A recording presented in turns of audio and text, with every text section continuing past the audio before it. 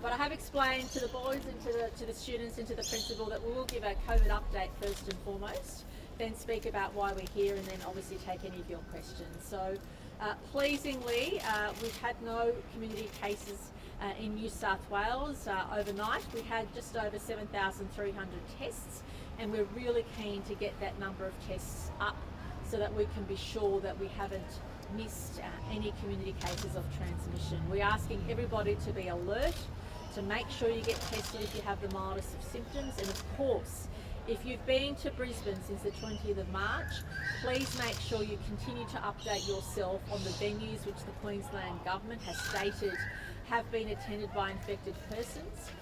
Please also make sure that if you've returned to New South Wales from Brisbane, that you comply with whatever lockdown provisions are in place in Brisbane. So if you've come back since the 20th of March and the Queensland Government had said that Queensland or Brisbane residents have to be in lockdown for 3 days, you have to follow that here in New South Wales, but for those exemptions that are available.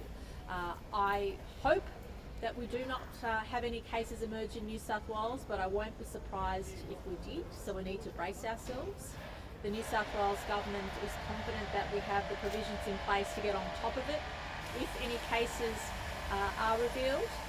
Dr. Chant has been in regular contact with the Queensland authorities, and she will be able to provide an update on those conversations, but suffice to say, we are expecting more cases from Queensland, and hopefully most of those cases will be people in isolation, although we have to assume this is an evolving situation. But as far as New South Wales is concerned, I cannot stress enough the importance of being COVID safe. QR codes, check in whenever you go to a venue, socially distance, keep your hand sanitisation strong. Make sure if you have the mildest of symptoms, you get tested and stay home and isolate until further advice.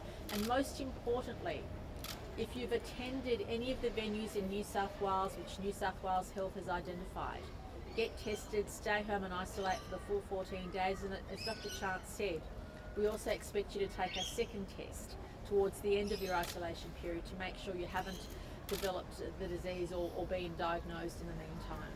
And if you've been from Brisbane, you should be subjected to whatever rules the Queensland Government puts in place as though you were still in Brisbane.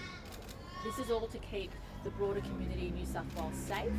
This is to make sure that we do everything we can to not unnecessarily burden our citizens. We want to continue the path that we're on in New South Wales, but I want to say the situation is evolving, and if cases are identified in New South Wales, we will have to respond.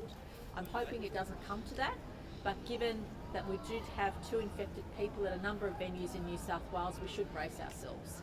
But please know that our health authorities, all of our government experts, our health experts, are doing everything we can to get on top of any situation which might arise in New South Wales, and to give our residents the confidence that what we're doing is keeping them safe.